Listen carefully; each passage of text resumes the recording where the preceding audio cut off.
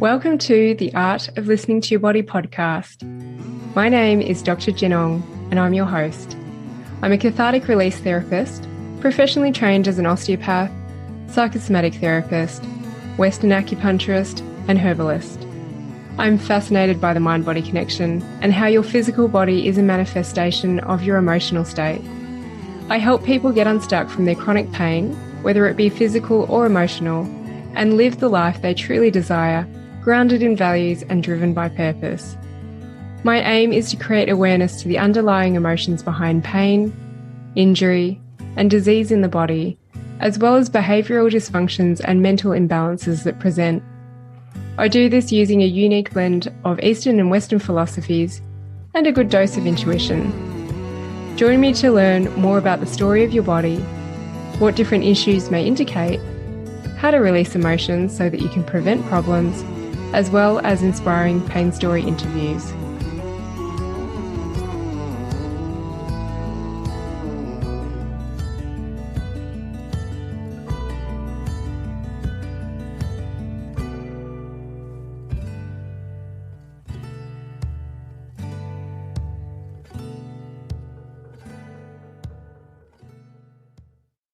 Today, I am so excited to share a special guest with you, Mangala Holland, who is a friend and someone I really respect in the coaching world for what she is doing.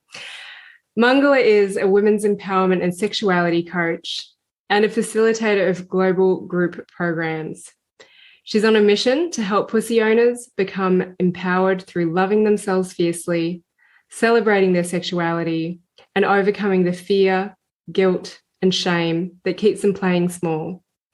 Having over a decade's experience in the industry, her superpower is helping female-bodied folks become deeply connected to their body, pleasure, and orgasmic confidence, which is the natural birthright of everyone.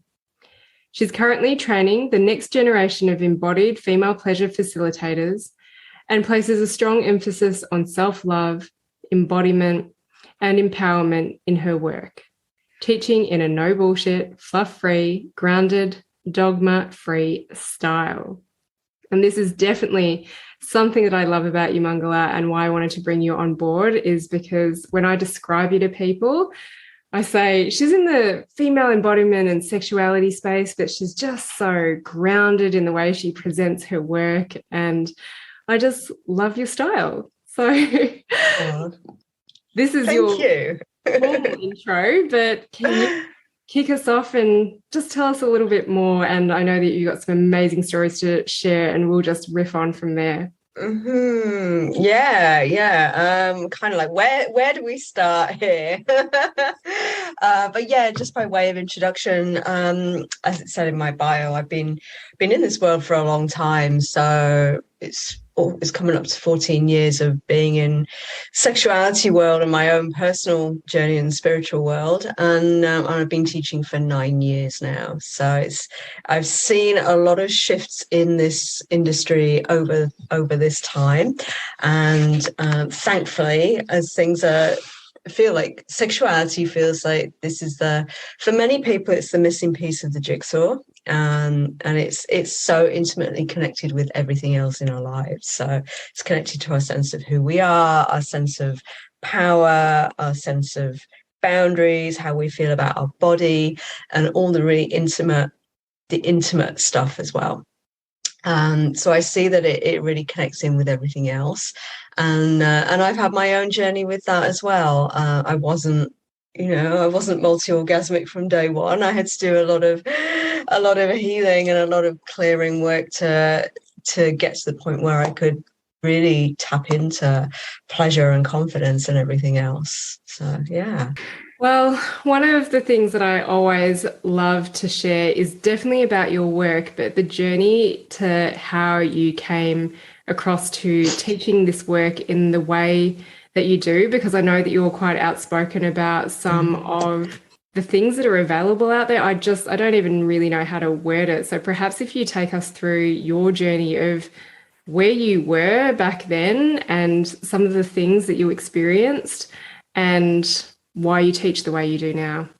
Yeah. So there's a lot in there. So back in the day, I was living in the UK, and I was in the corporate world. So I was working in stockbrokers, and before that it was legal firms. And I never felt like I fitted in. It was just something I was doing to make money so I could go out and party at the weekends. And I was also DJing during the week as well, and weekends. So I was leading this real double life, and going to work in the day in this stiff little suit, and just all people cared about was earning money for other, well, old white men, earning more money for other old white men. And I was just like, this is really not, this is killing my soul. And especially I was traveling all over the country delivering software to these old white men, and staying in hotels a lot of the time, and just like, it was kind of like being a traveling salesman. It was just like really not nourishing me at all. And it got to a point where basically I burnt out, and I realized I was deeply unhappy and that something had to change. And so, I mean, I thought I really overdid it one weekend, and I'd had way too many drugs, and I thought I was having a heart attack. It actually turned out to be a panic attack. And I managed to self-soothe myself out of that experience. And as I was self-soothing myself, a voice literally came into my head that said, stop all this shit and take up yoga. And it was like a switch got flicked. So that week, I mean, that was it. That was the end of the, I still carried on DJing, but I would drink cups of tea behind the decks rather than beer. And my lifestyle changed. And I took up yoga within a few days of that experience. And that started to lead me down this path of inquiry. So within probably a year of that experience, I quit my job. I decided to go overseas for a year and go travel and go deeper into yoga and meditation, and just go on this healing journey and discovery, and just follow the threads. Well, that led to me exploring neotantra and unpacking stuff around my sexuality. And I ended up staying overseas for 12 years in the end, and I only came back to the UK last year. So it was a big journey. And while I was exploring sexuality, I realized that at the core of my disconnect from myself was I didn't love myself. In fact, I hated myself, and I didn't love my body, and I was completely disconnected from any sense of pleasure. I was holding a lot of shame and shut down. And so that was the real core of the work that I had to go through and unravel. And as I say, I fell into what was called neotantra. So it's like working on sexuality. But it turned out that the environment I was in was pretty culty, and I was in an environment that was very hierarchical. There was a lot of brainwashing, which I obviously didn't realize until I got to the end of that journey. I was in that school for 5 years, and I was right in it. I was actually operations manager of the school. I was a senior teacher. I was as deep in as it's possible to be. And during that time, I was abused by my guru, and many other women were as well. There was a lot of manipulation of women, and a lot of very narrow perception of what was considered feminine and what was considered masculine. And it was so incredibly damaging. And I went public with the abuse and lost all my community. But it was, what that did was, as I started to unravel and unpack that conditioning, it gave me, I started to work more with embodiment and started training with some amazing teachers who gave me the skills and the tools to be able to really inquire, well, what's my truth? What feels right for me? Instead of being told what to feel, it was this beautiful journey of self-discovery. And so I already had, I was already trained as a sexuality teacher, and I'd been teaching yoga for many years at that point, and running workshops on sexuality and female pleasure. But I had to unlearn everything I'd been taught about what it meant to be essential being, or what it, what's my experience of being female, and what does it mean, and what, and asking all these deep questions. And so as I came out of that environment, I wanted to really create a space where women and people with vulvas can basically learn this stuff from other women and people with vulvas, where there's no power games, where it's, how can we create the safest space possible for people to explore their sexuality without causing them harm and without creating more trauma in their systems, and to give them the tools to go at their own pace rather than being pushed over any edges, because there's a lot of stuff out there that's very ungrounded, quite dangerous. There's a lot of people who haven't been trained who are teaching sexuality, and they're causing more harm than good. And so I wanted to offer something that was very, very far away from that, and also where people my age and older feel welcome and included, that it's not, you don't have to be some pretty young flowy Bali chick to explore your sexuality. This is something for every single human, and how can we create a space for that? So that's, in a nutshell, that's been my journey. Well, can we just explore a little bit more about the neotantra world, and what does this mean? Like, is there a healthy neotantra world? What is tantra? Can you dive into a little bit more? Like, maybe someone's listening who is in this space, who is actually experiencing the abuse. Like, what is the kind of abuse that happens in these spaces? Yeah, so there's a lot there. So look, I'll start by just making some distinctions. So Tantra is a bit of a buzzword, and it's become very popular. And there's a lot of because a lot of people are seeking more fulfillment. They're seeking sexual healing. They're seeking to expand, to feel whole. It's that sense of like, oh, I feel like there should be something more than what I'm experiencing, but I don't know what it is. And that's what leads a lot of people to want to discover and explore more. And that's a healthy inquiry. Tantra is basically a system. There is Buddhist Tantra and there is Hindu Tantra. So it's an Eastern, it's more than a philosophy. It's a whole science. It's a whole spiritual construct, if you like. It's a way of exploring the world, and it's basically saying that we are not separate from divinity, and that everything is one. So it's a non-dual concept. Now that's the classical Tantra philosophy.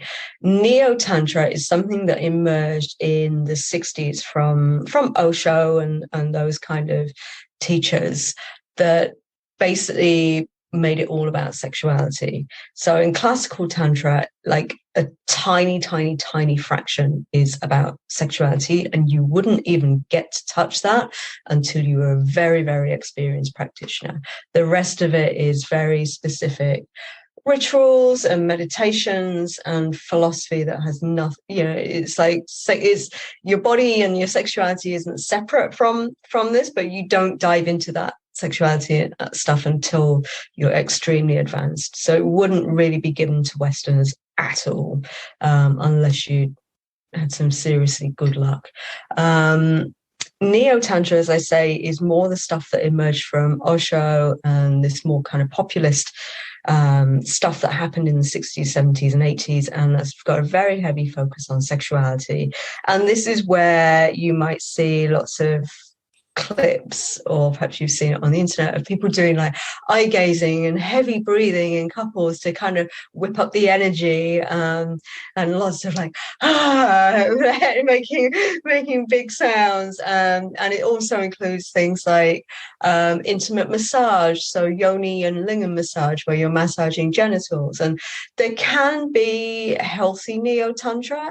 There are some good teachers out there who are very well equipped and trained to deliver that, and who really understand these distinctions between neo and classical. But there's the vast majority of people don't, and they will call their work tantra out of ignorance, and also there's a lot of cultural appropriation mixed up in this. So I'm a firm believer that you don't need to start worshipping Hindu deities and stuff that's completely out of your cultural upbringing and knowledge to be able to explore this stuff. That can be very beautiful if that's something you're drawn to, but it's not a requirement. And the danger in these circles is that it dehumanizes you, because in the environment I was in, we weren't men and women, and it was there was a lot of this polarity talk. So men are like this and women are like that, and you can't be any of the other. So for women, we're supposed to just surrender and let go. And if your man gets a new job and goes to the other side of the country, then it's your duty to drop everything and follow him and to nurture him and put his needs first. And it was basically just like 1950s dressed up with some glitter and, and skimpy outfits. It's the best way I can describe it. It was very, very disempowering for both men and women, because men weren't given space for their emotions. They had to be the hero and be strong and hold their stuff together. And there was also a lot of focus on moving energy up, and pushing it up, which is perhaps useful and supportive for 25-year-old men. It's not so useful and supportive for a woman my age who's now 49, because for a lot of women in general and vulva owners, we need some energy in our lower energy centers, because that's where our center of gravity is, and that's actually where our power is.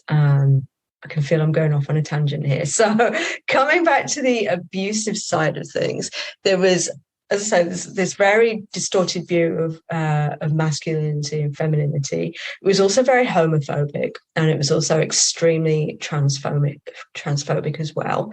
So it was damaging in those ways. And on top of that, women in that environment were being groomed. We were groomed to think that in order to spiritually progress, then you have to have sex with the guru, because he's the one who can awaken you and can heal all your shit. And basically deferring to men and there was a real strong encouragement on overriding all of our body's natural wisdom, and that if you were not attracted to somebody that you were told to sleep with, then it was because your chakras were blocked or that you've got a blockage and you need healing. And the way you get healed is to go and see the guru, who will heal you with his holy cock, which like now sounds utterly ridiculous, but there is still a lot of this out there, and it might not be that extreme, but there are lots of schools and environments out there in this sexuality world where people are encouraged to sleep with assistants, to sleep with the teacher, that's considered normal, and that is a real abuse of power. It's a real abuse of power, and it's always the young pretty things that are the ones that are, you know, encouraged into that. So yeah, that's a little bit about the abuse, and more than that, it's the legitimizing of it. It's the everybody believing in this and encouraging other people to do that. So there was a lot of women who were also swept up in that and encouraging other women to get involved in that as well. We were also taught that menstruation was bad for us, so we were taught very extreme practices to try and suppress our menstruation, and there was something wrong with us for bleeding. So any environment that is kind of telling you what to do with your fertility is also very dangerous as well. Any environment that encourages you to do lots and lots of practice, to basically have very little free time, to have a say on your food, your diet, your lifestyle, all of these things are kind of red flags. Yeah. So that's a short answer. How would they get you to suppress your menstruation? So that kind of got brought in after you'd been in the system and in their teachings for quite a while. It's not taught necessarily right at the beginning because people would freak out for obvious reasons. But once you were brought into that, there was a change in diet that would support it. So lots of extreme fasting. There were very specific yoga techniques that were supposed to help with that. And I fully bought into that because up at that point, like, menstruation had always been something that I'd felt was, I had terrible periods and I'd had a lot of pain in my life with it, and found it really debilitating. And so I was like, yes, sign me up. Great. I don't have to bleed anymore. Awesome. And I didn't realize until afterwards how damaging that was. And also then feeling like a failure every month because, well, actually we're all still bleeding, but nobody's really talking about it because now we're holding shame about something else, that our body, another natural bodily function. So it was very twisted. Yeah. Now, I don't know if you can go this far into it, but because I remember seeing one of your social media posts, and it was really great because you had actually been in that space. And from what I understand, this guru and the practices are it's on a Netflix series, is that correct? And I don't know, is that Netflix series actually promoting it, or is it talking about the abuse and what happens?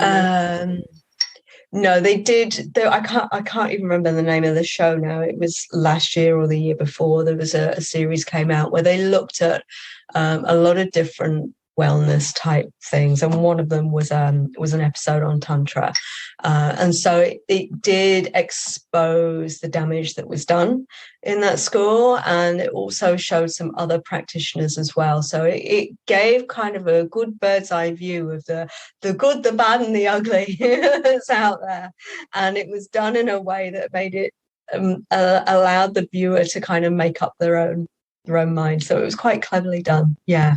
Cool.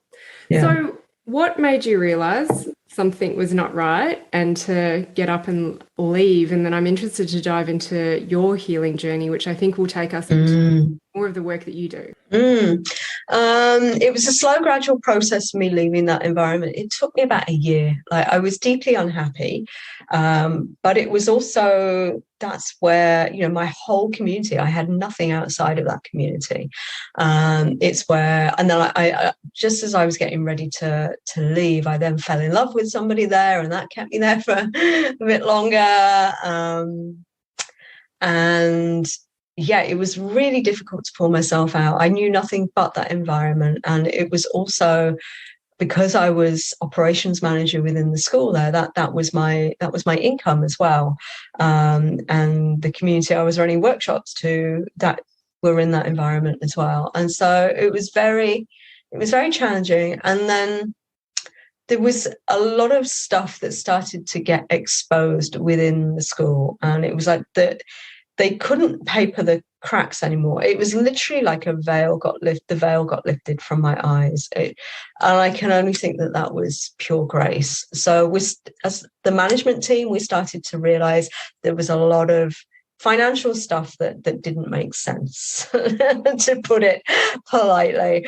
There was a lot of money disappearing. And when we looked at the figures, it was eye-opening. And so some of the management team went public within the school trying to expose this, and that's when the backlash really started to happen.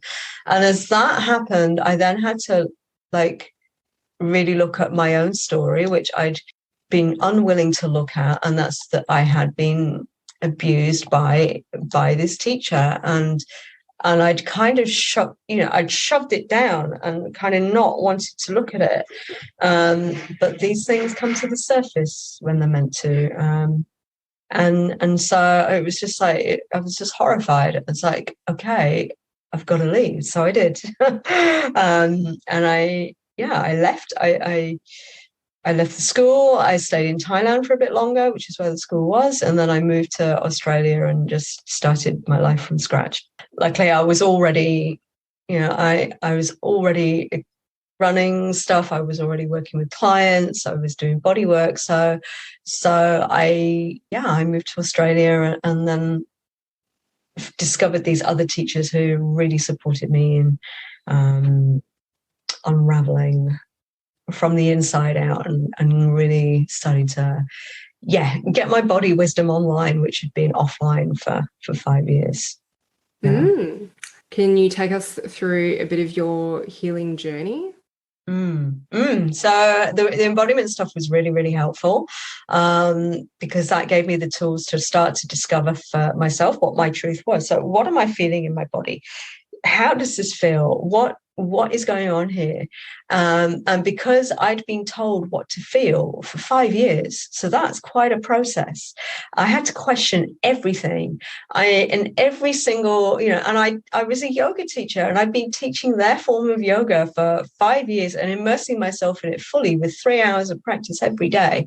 And to take on every single yoga posture and ask myself, does this feel good? Is it making me feel nauseous? Am I getting like a creepy crawling feeling under my skin, which was a thing that was very, very common when something was not right for me, but I didn't know what that meant. And that was the part of the process. And in fact, now I can't even practice yoga. I just had to drop the whole thing. I had to just go, okay, this is not something I can do anymore, because I keep getting flashbacks, and it keeps taking me back into memories of things I don't want to remember. So I had to just drop that altogether. And I got some very good support. I worked with some amazing healers, everything from therapists, shamans. I had a shamanic exorcism. That was really, really helpful. To just to really clear this out of my system. It was a deep journey, and through it all, there was this. What drove me forwards was, I don't want anyone else to suffer like I have, and I want people to be able to do their own self-inquiry. And I want people to have the skills to be able to speak up and say no, and to know what is beneficial and what is harmful. And that was just so hugely profound. It was incredible. It was a really beautiful journey of reclaiming. Very, very powerful. Wow, what a turnaround. So you said that you used to do body work. Did you used to do internal pelvic work with people as well? And is that something you still do? No, I stopped doing that years ago. Because it's really profound work. There's a lot of deep healing can come from that. But what I came to at the end of the day was, I was getting too many people coming to me who just wanted a quick fix, and had all this deep stuff going on. And you can unlock a hell of a lot in an internal bodywork session. And I saw incredible transformations in people. But I wanted to be able to support them more deeply. And through shifting from bodywork to coaching, and particularly working online with people over a long period of time, I was able to support them so much more, able to take them so much deeper, and really be able to honor the pace of their body.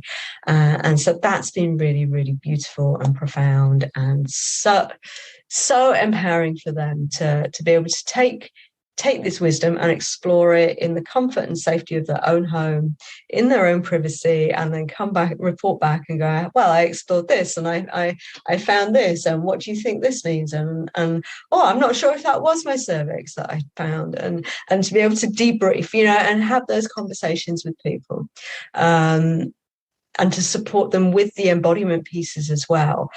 It's a much deeper transformative experience, and that people are really able to integrate, and that's much more rewarding for me as a facilitator as well. Oh, I agree. Like, I wondered if I was ever going to be able to get shifts with people without putting my hands on them, cracking their joints, sticking a needle in them. But, when I was forced into the online space, or chose to get into the online space, I was like, wow, this is way more powerful. And I know I put my hands on people. And I think the shifts are much deeper, because people would just be like, can you just stick a needle in it? It needs to be cracked, rather than feeling into the discomfort and the emotion that's underlying. Absolutely, absolutely. And it's lovely working with people when they're in the comfort and safety of their own home. They're in the space where they feel the safest. They're in the space where they do their practices anyway. And it really helps to anchor that for them, which is lovely. Yeah. Mm. Now, let me just look at some of the words that you wrote that we can explore. So, anything about female pleasure, sexuality, empowerment, embodiment, and orgasms. So, based on that, I think probably the best place to go is, what do people normally come to see you for? Like, because some people might be a bit lost on all of that. Yeah. So people come to me often because they, as I said earlier, they know that there should be something more than what they're experiencing, but they don't know what it is. Or they've been in a partnership for a long time and they're feeling like things have got very samey and they're stuck in a kind of routine, and or they've lost their sex drive. Or they're feeling really flat. Or sometimes people come to me and say, I'm just up in my head all the time, and I'm just disconnected from my body and my pleasure, or I've not been able to experience orgasms, or I keep hearing about all these amazing G-spot and cervical orgasms, and I don't know what they are, but I know I want to explore them and I want to know what my body's capable of. And so I've worked with everyone from age 18 through to women in their 70s. So it's really awesome. Yeah. Mm. And do you work with people who have experienced sexual trauma? And I guess it's not just sexual trauma, is it, either? No. Everybody's got some stuff in their history, whether it's trauma with a big T or a small t, and it can be anything that's, it can be, it doesn't have to be just sexual, as you say. So it depends on the level of that trauma and whether it's still active and fresh or where they're at in their journey. I'm not a trauma therapist, so I'm very clear on where my line is on that. So that's something I have to have a conversation with somebody about before we talk about working together. And so, it depends on where they're at, but there's normally some stuff in the background. And that's why with my approach, we really focus on creating safety in the body and working with the nervous system first before we dive into, let's start finding your G-spot and, everything else. It's like they might not, what's really common for a lot of people is that from an early age, we haven't been taught what is our true yes and what our true no is. And often we've all had experiences where we've overridden that, or we've had boundary violations, or we've had experiences where we were drunk and didn't really, you just went along with things, or whatever it was. And so it's really important that we do this kind of rewiring process of starting to really deeply listen and go, well, am I ready for this today? Is this something I really want to, to do? And am I getting a yes from my body? And sometimes that means that then people have to honor not being ready for a few months, and then they end up having less sex than they thought they were going to have, because they've got to finally honor that no and wait till the body actually says, yeah, okay, now I'm ready. And that can be part of it sometimes, but it's also incredibly empowering when that happens, because when you do get a yes, it's a full-bodied yes, and it means so much more. So, yeah. Wow, let's dive into orgasms. Probably, I'll go for the last thing. I think everyone's wondering. So, can everybody achieve an orgasm? Yeah, I don't like the word achieve. Let's say experience, because this is half the battle. Is we've got into this paradigm in this society where sex has become very goal-driven and orgasm has become very goal-driven, and you're less likely to experience it if you're coming from this goal-oriented perspective, because it's like it becomes this elusive thing that gets close, and then the more you fixate on it, and it can then disappear and dissolve, and can leave you feeling frustrated and feeling like there's something wrong with you and you're broken. I want to just really be very clear that everybody can experience orgasm, and if you haven't experienced orgasm yet, then it's okay, and that you can. And I've worked with many people who've never experienced orgasm till they're in their 50s. and beyond, and have experienced it actually quite quickly once we start working together. Yeah, that's probably the other question. You probably can't answer it. People will be like, so how long does it take?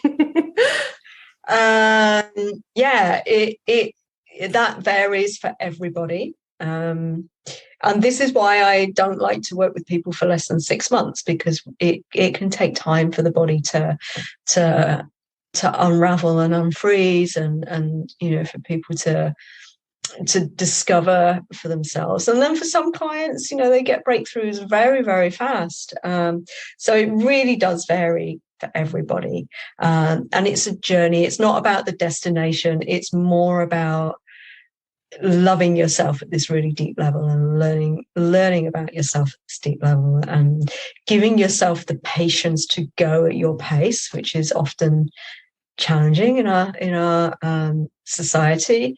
So giving yourself patience, giving yourself the time to explore, and not leaving your pleasure as something on your to-do list that never quite gets done because we have busy lives and everything else, and everybody else's needs come first. Well, that's, you have to prioritize your pleasure if you want to experience breakthroughs. It has to be given the space and the devotion and the attention that it requires. Yeah. Okay. Prioritizing pleasure. What are the different types of orgasms that are available? There's so many. Yeah. And different people, different schools will tell you different things. So, I mean, there's clitoral orgasms, which are the ones most people are very familiar with, and that's what most people know about. And even then, there's a large number of people with vulvas that only experience clitoral orgasms, and there's a lot of people who've never experienced that.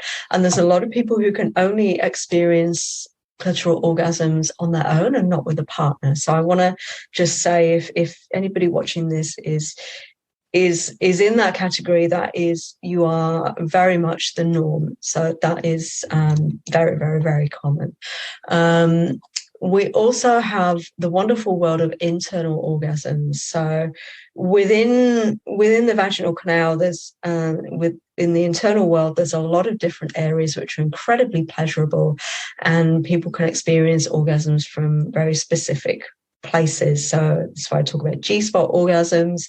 People can experience orgasms from the cervix, which are incredibly profound. And this is where we get into the really deep, multiple, cosmic, expansive, trippy experience that feels like you just dissolve into oneness with some form of divinity. It's really hard to even describe. I had a call yesterday and somebody asked me about this, and I kind of got lost for words, because it's so nuanced, and it's so, everybody's experience of this is so different. But it can be quite psychedelic for some people, and it can last for hours for some people. It can also be really subtle and really kind of refined, and almost like a meditation. So it varies for everybody. But then you'll hear about other orgasms. So some people experience anal orgasms, there's full body orgasms, there's energetic orgasms, there's all these kind of things. And so we can get really stuck on trying to unpack, well, what is this? And then that can take you out into your head, which is going to pull you out of the experience. So I think it's helpful to talk about orgasmic states and being in an orgasmic state. And you can experience that drinking a hot chocolate, or sat in the sun, or, having an amazing bath, or a beautiful massage. There's so many things that can feel when you awaken all of your senses and really tap into a deep level of embodiment, like your level of what feels pleasurable goes through the roof. And so all these subtle things can feel very orgasmic. So yeah, it's hard to put labels on things when we get to that stage, but it's a lot of fun. Yeah, it's just good to know all the varieties that are available for experience. Yeah. Oh, all right. So sexuality, power, this is something that you talked about. Like, how is sexuality, sensuality feminine energy and power and money all connected? Oh, yeah, that's a good question. So it comes down to, as I've kind of touched on, this sense of knowing ourselves deeply, and knowing what our yes and our no is. Because when we're able to do that, and that's why a lot of the work I do is through embodiment and through really getting to know your body and to trust the responses of your body and your system. This is then where it gives a greater confidence to be able to say, yeah, that feels good to me, or actually, no, I'm not aligned with that. Whatever it is, whether it's wanting to meet up with someone, or, you know, someone invites you to do something, and it's like, oh, hang on, the old me would have turned into the people pleaser here and gone along with it and resented it. But actually, I'm going to say, no, I'm not available for that today, or that's not something I'm feeling like that would nourish me. And it's giving people the tools and the confidence to do that, which helps you to create healthier boundaries. And as this all starts to awaken in your system and you start to tap into your pleasure, it gives you a sense of feeling more empowered, and not in this kind of bratty, entitled kind of way, but it's just this deep knowing of who you are and what is good for you and what isn't, and where you want to go in life. And I've seen clients go through such huge transformations with this. So things like just quitting. I had one client who quit her legal career and moved to a whole new city in France and take up photography as a career, because she'd just been so deeply unfulfilled. And, you know, as she moved through this stuff, it's like, oh, that's not what I want to do anymore. And I've had clients, you know, completely transform their existing relationships through just knowing themselves better in this way.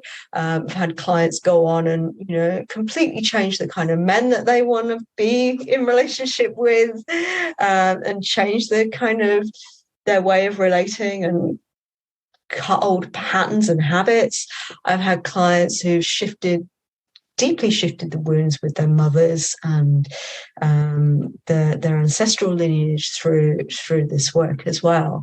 I've seen people, like, where it takes clients financially is often amazing. I've got one client who 2 weeks after she experienced her first cervical orgasm, which she said she felt she could feel for days afterwards in her energy system, 2 weeks after that experience, she signed 5 new clients and brought in a hell of a lot of money. It's just really amazing to see. It's like, boom, like the lid is off. It's like, because just as we have a glass ceiling financially due to the conditioning we've grown up with, whether that's patriarchy or capitalism or a sense of worth and our upbringing and the stories our parents had around money, the same thing's true with pleasure. So it's the two can be interconnected, because it's our capacity to hold more and our capacity to receive more.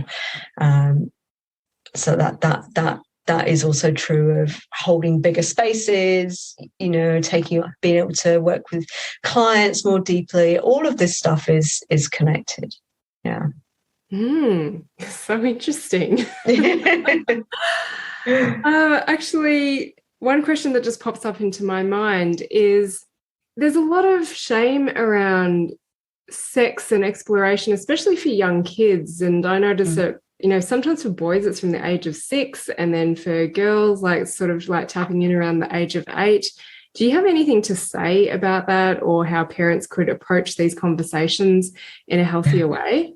Yeah, and with girls, actually, well, for all kids, it can often be much younger, so 3, 4, and often when I talk to clients, they'll say, I've got memories of, you know, innocently touching myself at a very early age and being shamed for it, and then feeling there's something wrong with it, or parents not even, you know, being able to use words for genitals without that being something encoded in that. Like, I remember, like, your privates, or down there, or, you know, the words that get used for this.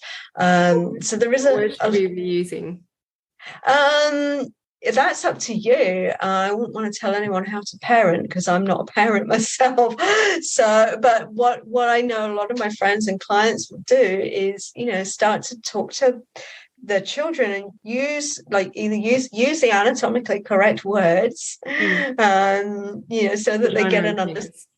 Yeah, or vulva and penis, because the vagina is the inside, the vulva is the external, and so many people get that mixed up as adults, and it's true. And that can be really helpful. Or, what can be fun is finding a word for, and we all have difficulty with this stuff, adults as well, about finding, especially female genitalia, finding words that feel empowering and beautiful. So maybe there's something there for the kids to come up with something themselves and name it themselves, that feels nice and feels beautiful. I'm just throwing that out there as an idea. But my friends with kids have had great inroads in kind of, just really encouraging them to tell them that, this is a natural part of your body and there's nothing to be ashamed of. And, when you're older, we can talk more about what these nice feelings are and what that means, because pleasure is often something that gets chopped out of this at a very early age. And that's where the shame gets really deeply encoded, is that I'm being told there's something wrong with me, that this isn't something we talk about, but it feels good. So there's a split there straight away. And so it's finding approaches to work through that and around that. Yeah. And it's quite often the parent that's got some blocks around it as to totally. Yeah, definitely. And that's what gets passed down. Yeah. Okay. Just wondering if I want to ask anything else on that, but I think that's enough on that. So then you talked about prioritizing pleasure. So can you give us some tips on that? And what does pleasure mean to you? Because some people will just be thinking, okay, self-pleasure, sex, but it's not just that, is it? No, that's a very, very good point. And this is a lot of the work I do with clients. It's like, what's the everyday pleasure in your life? Is it, like I'm looking at my desk, so I've got an essential oil here. I've got a beautiful picture in front of me. I've got a cup of tea. I've got my favorite socks on. All of these things give me pleasure, make me feel good. I'm wearing velvet trousers, and I love the feel of the fabric, and I love to stroke my legs while I'm on calls, because it makes me feel grounded and alive and connected in with my senses. So all of these things, pleasure is so much more than just intercourse or self-exploration. And I think it's really important that we widen our perspective of pleasure and really orient to that, because if you see it as something separate to the rest of your life, it's not going to integrate. And it's when we integrate it with the rest of our lives that things really shift. And it doesn't need to be a separate standalone practice. So all of the time you can ask yourself, how does this feel in my body? Am I enjoying this? What makes me feel good? What can I do more of that I like doing? Whether that's going out for a walk, whether it's cuddling your pets, whether it's singing or dancing or any of these things. These are things that enliven you and make you feel good. And that's what we want to encourage. And things like, mindfully eating and enjoying, and this is my weak spot. I bolt my food down so fast. And I have to continually remind myself to slow down and savor the textures and the flavors. So things like that can be a really lovely way of just bringing in more pleasure without it needing to take up more time in your day. Because particularly if you've got kids, or you're running a business, or you're working, like, there's only so many hours in the day. So looking at where you can orient more towards pleasure is really, really helpful. And then at the same time, it's like optimizing the time that you do have. So if you are a busy person, what's something you can do for 5 or 10 minutes that's going to really make you feel awesome? So for a lot of my clients, that's dancing, or this is where the embodiment practices come in. And it's like, if you can do 5 or 10 minutes every day, that's going to completely shift your mood and make you feel so much better. So then it's a case of, well, when's the optimum time for you to do that, and working with your own schedule. to bring that in. And also, it's self-pleasure and exploration. It is important, if you want to experience deeper orgasms and more sexual fulfillment, you need to devote some time to that. So, and it's finding the time that works for you, the time when you're feeling most relaxed, the time when you're not exhausted. And so sometimes that's, for some of my clients, that's all right. Everybody's gone to school now, and I'm just going to give myself half an hour. The dishes in the sink can wait, and that takes a reframe of the mind to stop beating yourself up and say, okay, that can wait. The world's not going to end if the dishes stay in the sink for another half hour. It's these things that we need to kind of look at. And sometimes that requires us being less rigid, and sometimes it requires having a bit more structure, depending on the kind of person you are. Yeah. And so how would a woman know that they're ready to start exploring this? Because some people are like, well, I'm listening to this and I'll do this before I talk to Mangala or before I explore this work. Like how do you know when someone's ready? Because I know you screen your clients. Yeah. Well, if someone's reaching out, then it's a good indication that they want to know more. Or if you're hearing this and it's sparking something in you that makes you feel like, oh, this is me, this I do want to feel more of everything. I want to be happier. I want to feel more empowered. I'm tired of living life on 40 or 50%. Or living in the gray zone. I want to feel more fulfilled, and I don't know what that looks like. That's a good indicator to think, well, let's see, let's see where you're at, and let's see what's possible. Yeah. I've got two questions that are hanging on my mind, and I'd love to just hear a little bit more about your facilitator training as well, so that I can just remember them. One is about like movement type work, and then also partners and how they get involved. So let me start with the first one, movement, because I don't see you on Instagram like dancing sexually and all that kind of stuff, and I sometimes think that can be a little bit intimidating. Totally. What is it you? Because it's like, and some of these people are my friends and they're really beautiful and I know who they are, but I just know that maybe me a few years ago would have been like very intimidated by watching someone move that way. Yeah, it's not my jam. And it kind of leads into the facilitator training, because it's a big thing that I talk about, is that you don't need to be on Instagram in your underwear to work in sexuality. And I've created a very successful business for myself not doing that. So I just want to state that. Because it's not about how you look, it's about what you're feeling on the inside. And so and I'm not knocking the people who do all the sexy dances on Instagram. Sometimes they look amazing, and it's like, but it's like, do I have to do that to access embodiment work? No, because that makes it feel really far away for some people, and it also makes people feel, well, my body doesn't look like that. I'm not young and skinny and white and beautiful, so therefore this work isn't for me.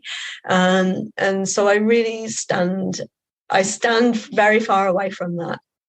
And so the embodiment practices that I give to people, it's pretty much all done with your eyes closed, if that feels comfortable to you, because it's really not about the external and how it looks. It's about really just getting honest with what's there in the body and following what feels good, following different pathways, following different lines of inquiry, so that you can, because for me, it's about authenticity, and it's about really just being in your truth. So that's why this work is relevant for everybody, regardless of, your age, your weight, anything else that can put you off exploring this. And sometimes the most profound experiences can be just sat with your eyes closed, really gently exploring, rotating your hips, or stroking your face very lightly, or the back of your neck. It doesn't need to be some big orgasmic goddess stuff, you know. Yeah. That's good to know. Good to know. Then the other piece is like someone's feeling a little bit vanilla about their intimacy with their partner, but you know, sometimes people hesitate with even just like personal development because it's like, well, you know, the change that happens. So if someone was going to embark on this work and they weren't that open with their communication with their partner, like what would you suggest and how do you bring the partners on board? Yeah, well, I always offer, because I'm not a couples, I don't work with couples, but I always offer my clients, when we're working one-to-one, I always say, you know, if your partner wants to come in and do a session, I'm totally open to doing that as part of this package. Now, it very rarely happens that they do want to do that. Sometimes it's enough for them to know that their partner is wanting to explore more, and that in itself can lead to some very interesting conversations. So I have had clients who, you know, it's not easy to turn around to your partner and say, I'm feeling unfulfilled, and you know that I know there should be something more to this, and I'm not feeling sexual satisfaction and I want to invest a lot of money to explore this. Are you on board with that? You know, that is a sticky conversation to have. But the clients that have had that conversation with me and have with their partners and have started working with me, it's amazing to see the shifts that happen with their partners through this process, because as you as an individual get more confident and comfortable knowing what works for you, it is so much easier to communicate that with your partner. And that's something I support them with in ways of how to approach that and to, you know, how to communicate that and to explore things they can try together that might, some of the practices are non-sexual. So it depends where they're at, because some partners are like, you know, I'm all on board. Yeah, what are we doing today? Right, we're gonna massage each other for 10 minutes and give feedback. Great, okay, I'm in. Sign me up. And then other partners are like, you do your thing, and was, you know, I don't want to know, but the intimacy has shifted, and they're reaping the benefits, and that everybody's feeling more connected. Because, you know, the partner who's doing the work is much more able to articulate when something's going well, and that as well as when things aren't working, and that helps to really shift the communication, the non-verbal communication as well as the verbal communication. Yeah, the energy. And that's like the work, as you say, it's like what's happening on the inside is reflected on the outside, and people feel that, and they can, the non-verbal communication. Okay, so one more question popped up, and it could just be a very simple answer, but S&M, dominatrix type stuff, do you dive into that? If that's something a client is interested in, I'm happy to talk about it. I don't shame anyone for any of and I don't yuck anybody's yum, basically, you know. And I've had clients who've been very deep in the kink and S&M world, and found it very, very rich and fulfilling. Sometimes I've seen people gravitate towards that as a trauma response, and that's something that might need to be unpacked. But it's different for everybody. And I've seen some clients have really amazing experiences in that world. I would say in general that the kink community has a lot better understanding of boundaries and consent and communication than the neotantra world. So there's often a lot more communication, a lot more talking, a lot more being very clear of what is okay and what isn't, and that's very healthy. Yeah. Great. Well, okay. Tell me a little bit about your facilitator training, because like I know with my work when I'm training practitioners, they have to be an existing practitioner, but what is your facilitator training and who can access it? Yeah, so it's called Embodied Female Pleasure, and it's a 10-month program. And it's beautiful because we spend the first 3 months of the program purely diving into your own pleasure and your own embodiment, so that you can really feel it in your body. before we start to look at how do you actually facilitate this work safely.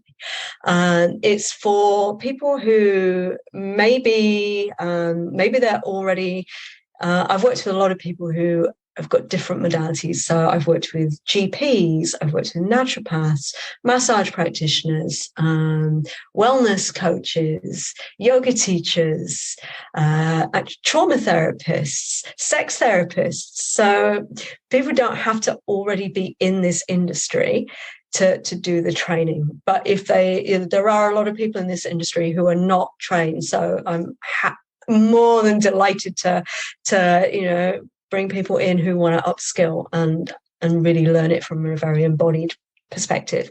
I've also had clarify you don't have to be a practitioner. You could that's be right. a lawyer who wants to start maybe looking at facilitating this work with people. Yeah, totally. And so it can also be people who are just at a point in their own journey where they're ready for a fresh challenge and they're feeling like, and they're not fresh off the boat. You've done some work on yourself, or you're at a point in your own journey where you're like, you know what, I'd love to take this out into the world. I've always had this, this feeling in the back of my mind that I'd love to work with women or vulva owners, and I'd love to do something around sex, and I never knew quite what it would look like, or never quite found the right person. So it's you don't have to be an existing facilitator to do this work. And it's a beautiful deep dive. I bring in guest experts to teach on trauma, to teach on holding space for people from marginalized communities, so particularly how to make spaces more inclusive and safe for Black and Indigenous women of colour. And also we have a module on cultivating trans safety. So I'm really passionate about bringing in guest experts in these fields to support the training, and you also get really thorough training on how to facilitate. So whether you want to do group programs, whether you want to do one-to-one work, whether you want to run workshops or retreats, and whether that's online or in person, this gives you the practices, the tools, and the experience to be able and the training to be able to do that as safely as possible, and to then incorporate it into whatever modalities you've got. So everybody's taking this work out into their own communities and delivering it in their own way. So some people are working with mums, which is, mums who are exhausted and really want to reclaim their pleasure. I've got other people who are working with women in midlife. So it's like you really get to take it and make it your own, which is really excellent. So yeah. Oh, I love that. When does it start? We start this week, so I don't know when your podcast is actually going out. So we start on the 20th of January, and people can still enroll up until the second call is the cutoff date. So that will be the latest you could possibly enroll is going to be the 3rd of February. Yeah. Okay. I think I can get it out. Before then, people might be enrolling like 24 hours after this. I've had last year I did have somebody sign up literally as we were going live on that second call. So it was like the payment came through like 2 minutes before we went live, and they hopped straight on the call. So it's possible. Yeah, totally possible. Yeah. So you did a facilitator training, and you also work with people one-to-one, minimum 6 months. Yeah. Great. Yeah. So how can people find you then? You can find me on my website, mangalaholland.com, and you can also come and hang out with me on Facebook. I'm more active on Facebook than I am on Instagram at the moment. That's just where I naturally feel more. Is it your personal page or is it a business page? Yeah, the link I've given you is my personal page. You can also find me under Mangala Holland on my business page, but I'm mostly active on my personal page. There's something different about it just feels more personal. And I like building community, so Facebook does not let your business page get seen very easily. No, this is true. Well, I will pop those links in the podcast notes so people can reach out to you. Do you share anywhere else? I mean, you did a summit. I was honoured to be at the summit. What else? Do you just put stuff out there throughout the year that people can totally. So Yeah, so I do every year. I'll do a speaker series. So for the last 2 years, it's been called Vagina, Pussy, Vulva: Lifting Taboos of Our Sexuality, Power and Wisdom. And I also run group programs throughout the year as well that are not facilitator training. So I think the next one coming up will probably be in March. That's a 6-month group journey called Orgasmic Confidence. So there's lots of stuff coming up. And if you go on my website, you'll find a free 3-part video series that you can download and just get a bit more of a feel for my work as a little taster. Yeah. Okay, well, yeah, I'll pop the website link and maybe that direct link in the podcast notes as well. Yeah, great. All right, so any last words that you've got for my listeners around pleasure, embodiment, sexuality and orgasms? What would you like? I would just like to leave you with the knowledge that you are, no matter where you're at on your own journey, you're not broken and you don't need fixing.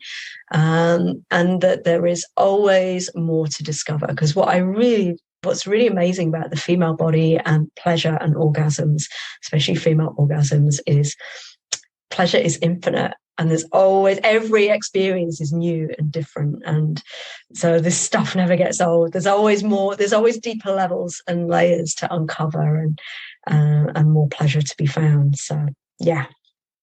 Amazing. Thank you for your rounded wisdom on so many topics today. I knew that we could just jump on and just roll with the conversation. That's what I love about you, Mangala. Thank you. Oh, thank you. Great conversation. Thank you.